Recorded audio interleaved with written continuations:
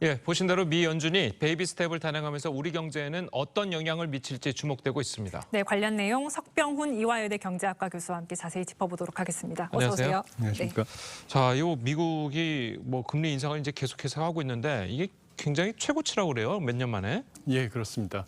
이번에도 기준금리를 인상할 수밖에 없었던 이유가 있습니다. 그 이유는 뭐냐면요. 미국의 소비자 물가지수 상승률 같은 경우는 6월 달에 3%로 빠르게 하향 안정화되고 있었습니다. 그렇지만 중요한 것은 물가의 하락하는 추세를 보여주는 근원 소비자 물가지수 상승률, 이것이 중요한데요. 변동성이 큰 식료품과 에너지 가격을 제외했기 때문에요. 예. 근데 이 근원 소비자 물가지수 상승률은 6월 달에도 전년 동월 대비 4.8%라서요. 1년 동안 그 하락한 폭을 비교해 보면 헤드라인 소비자 물가지수 상승률 같은 경우는 무려 6.1%포인트나 하락을 했음에도 불구하고 근원 소비자 물가지수 상승률 같은 경우는 1.1%포인트밖에 하락하지 않았습니다. 그래서 이 근원 소비자 물가지수 상승률의 하락폭이 미 연준에서 보기에는 만족스럽게 빠르지 않기 때문에 예. 이번에 추가적인 기준금리 인상을 단행할 수밖에 없었다라고 보고 있습니다. 네, 이 파월 연준 의장의 말을 보면요. 9월에 금리를 올릴 수도 있고 동결할 수도 있다. 연내 인하는 없다라고 했습니다. 이게 금리 인하에 대한 기대감, 시장에서 부는 그런 기대감을 좀 차단하기 위한 그런 발언으로 봐야 될까요? 예, 그렇습니다. 그런데 사실 저는 기준금리를 추가적으로 인상할 필요성은 없지 않을까. 당분간 더 데이터를 지켜볼 필요가 있다. 저도 이렇게 생각을 하고 있는데요. 미 연준 의장이 이런 식의 발언을 한 이유는 오늘도 이 기자회견 중에서 수차례 밝혔는데요. 미국의 기준금리 수준이 긴축적이다. 이 말은 현 기준금리 수준만 유지를 해도요.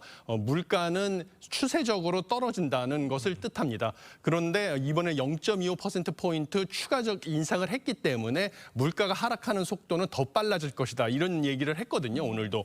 그래서 9월 달에 금리를 올릴 수도 있고 동결할 수도 있다고 얘기를 한 것은 현재 이미 기준금리가 충분히 높아서 현 수준만 유지를 해도 물가는 하락할 것이고 이번에 0.25%포인트 추가적으로 인상을 해서 물가가 떨어지는 속도는 더 빨라질 것이기 때문에 9월 달까지 그 속도를 보고요. 미국의 경기 상황과 비교해 봐서 경기 침체 위험성은 좀 커질 수가 있거든요. 기준금리가 올라갔기 때문에 두 개를 비교해 봐서 물가 하락 속도가 만족스러우면 현 수준을 동결할 수도 있고요. 물가 하락 속도가 아직도 만족스럽지 않고 반면에 경기는 좋은 상태가 유지되면 추가적인 기준금리도 인상할 수 있기 때문에 이런 발언을 한 것입니다. 네. 아니 왜 말씀한 것처럼 이게 기준금리를 계속해서 올리면 이 경기 침체도 침체고 그리고 이제 뭐 대출 금리라든지 뭐 이런 거를 생각했을 때 뭐 소비자들이 받아들이는 거 충격도 대단할 텐데 미국이 계속 이렇게 인상 기조를 이어가는 이유는 어디 있습니까?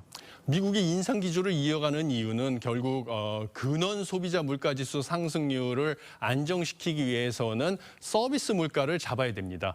서비스 물가를 잡아야 되는데요. 서비스 물가를 잡기 위해서는 서비스 산업에서 인건비가 차지하는 비중이 제일 크기 때문에 인건비를 안정시켜야 되고 그래서 시간당 평균 임금 상승률이라는 지표를 봐야 되는데 시간당 평균 임금 상승률 지표가 전년 동월 대비 상승률이 4.4%가 나왔습니다. 네. 이것을 3.5%까지 끌어내려야 되거든요. 네. 이것은 뭐냐면 미국의 평균 노동 생산성 증가율이 1.5%였고요. 장기 평균 노동 생산성 증가율. 거기에 미 연준의 물가 안정 목표는 2%, 두 개를 더한 게 3.5%로 여기까지 평균 임금 시간당 평균 임금 상승률이 하향 안정화돼야만 서비스 물가가 잡히고 추가적으로 미국의 물가 상승률이 2%대로 하향 안정화될 것이라는 것을 우리가 예측을 할 수 있기 때문에 노동시장에서 시간당 평균 임금 상승률을 떨어뜨리기 위해서 기준금리를 지속적으로 인상하고 있는 것입니다. 네,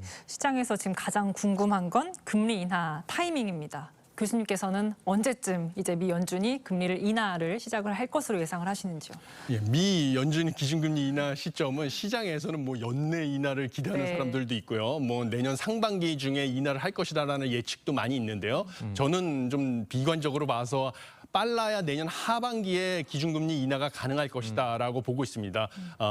제롬 파월 미 연준 의장도 오늘 연내 기준금리 인하는 없다고 못을 박았고요. 미국 연준의 물가 안정 목표인 2% 상승률은 2025년에나 달성 가능하다고 얘기를 했습니다. 그것은 내년 하반기에나 물가 기준금리 기조 전환 인하가 가능할 것으로 보인다는 방증이고요. 그다음에 중요한 것은 무엇이냐면 장기 기대 인플레이션 얘기도 했는데요. 네. 미 5년 뒤에 물가 상승률을 물어봤는데 미국에서 소비자들에게 그것이 무려 3%에 달할 것이라고 대답하는 답변이 높아졌습니다. 그래서 장기 기대 인플레이션율이 점점 올라간다는 것은 미국의 소비자와 기업들이 이렇게 높게 물가가 상승하고 있는 상황이 일상이 돼가는 걸로 인식하고 있다는 것이거든요. 네. 그래서 이것을 안정시키기 위해서는 고금리 기조를 충분히 오래 끌고 가야 됩니다. 그래서 제가 보기에는 내년 하반기, 빨라야 내년 하반기에나 기준금리 인하가 가능할 것이다라고 보고 있습니다. 자, 그렇다면 지금 우리나라랑은 이제 기준금리 차가 계속해서 벌어지고 있잖아요. 예. 자, 그럼 우리 경제에도 좀 미치는 영향이 크지 않을까요? 예, 기준금리 차가 벌어지면 단기에는 원달러 환율이 올라갈 수가 있습니다. 예. 그렇지만 이것은 단기에만 미치는 영향이고요. 중장기적으로는 한국과 미국 경제의 기초 체력에 의해서 원달러 환율 수준이 결정이 됩니다. 그런데 우리가 기초 체력으로 보는 지표들은 양국의 소비자 물가지수 상승률, 경제 성장률, 통화량 증가율 이런 것들을 보고 있는데요. 예. 소비자 물가지수 상승률만 보더라도 한국은 2.7%인데요. 미국은 3%입니다. 그 말인즉슨 미국의 달러화가 한국의 원화보다 가치가 더 빠르게 떨어지고 있다는 것이기 때문에요. 지금 중장기적으로는 원달러 환율은 여전히 1,200원대에서 안정적으로 관리될 것으로 보여서 예. 단기에는 뭐 약간 뛸 수가 있어도 그것은 우리의 외환 보유고로 관리를 할 수가 있고요. 중장기적으로는 하향 안정화될 것으로 보여서 걱정하실 필요는 없다라고 보고 있습니다. 네, 물론 지금 금리 차가 그 시장에서는 금리 차에 대해서 이제 기계적으로 대응하지는 않겠다라는 예. 게 한은의 입장이긴 하지만 사실 2%포인트라는 차이는 그렇게 무시할 수 있는 그런 수치도 아니지 않습니까? 한국은행 고민도 좀 깊어질 것 같습니다. 예, 고민은 깊어지지만요. 그 단순히 금리 차 때문에 한국은행에서 기준금리를 올리는 거에 대해서 저는 반대를 합니다. 두 가지 이유가 있는데요. 우리나라의 소비자 물가지수 상승률이 하락하는 속도는 주요 선진국 중에서 가장 빨라서 2%대 소비자 물가지수 상승률을 지금 보이고 있습니다. 그래서 충분히 물가가 하락하는 속도가 만족스럽다라는 것이 첫 번째 이유고요. 그 말은 지금 3.5%의 기준금리 수준은 긴축적인 수준이다라는 것이고 두 번째 이유는 여기서 기준금리를 추가로 인상할 경우에는 금융 안정을 해칠 가능성도 커지고 이 금융 안정이 위협을 받게 되면 이것이 우리나라의 경기 침체의 위험성을 더 키울 가능성이 커집니다. 금융 안정 관련해서는 최근에 우리가 새마을금고 뱅크런 사태에서 볼 수 있듯이 여기서 기준금리가 추가로 올라가게 되면 부동산 PF 대출 부실화 가능성도 더 커지고 이러면 새마을금고뿐만 아니라 제2금융권에서도 뱅크런 사태가 발생할 수가 있거든요. 그러면 이것이 연쇄적으로 금융기관 부실화, 그다음에 경기 침체, 기업의 신용 경색 이런 것들을 촉발할 가능성이 있어서 네. 지금 물가도 빠르게 하향 안정화되고 있는데 추가적으로 이런 위험을 우리가 감수할 필요가 없는 것이거든요. 그래서 기준금리를 동결할 것으로 보고 있습니다. 네. 그렇다면 동결 말고 기준금리 인하 시점은 어디라고 보십니까? 우리나라 말씀. 예, 저는 제가 정책을 하는 사람 입장이면요. 물론 이거는 정부의 재정 정책과 통화 정책이 박자가 잘 맞아야 된다는 전제 예. 조건이 필요합니다.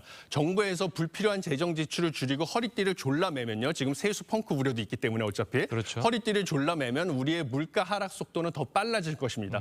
그래서 4분기에 물가가 충분히 빠르게 하락하고 있다는 것이 데이터상으로 확인이 되면 한국은행에서 선제적으로 0.25%포인트 정도 기준금리 인하를 단행할 여지가 있다고 보는 것이 저희 믿음입니다. 왜냐하면 우리 한국은행에서 밝힌 중립금리라는 개념이 있는데 2에서 3%라고 밝혔거든요. 이거보다 기준금리가 높으면 그게 긴축적인 수준이라고 해서 그 수준만 유지해도 물가는 하락하거든요. 그러면 3.25%포인트가 돼도 여전히 3%보다 높기 때문에 물가가 하락하는 속도는 떨어져도 물가는 하락을 하는 것입니다. 네. 추세적으로. 그래서 0.25%포인트 인하를 하게 되면요. 4분기에 한 번 정도. 그러면 민간 소비와 투자가 살아나면서 경기 침체를 극복할 수 있다. 이것이 가장 효과적인 방법이다라고 믿고 있습니다. 예, 알겠습니다. 자, 오늘 교수님 말씀은 여기까지 듣겠습니다. 잘 들었습니다. 고맙습니다. 감사합니다.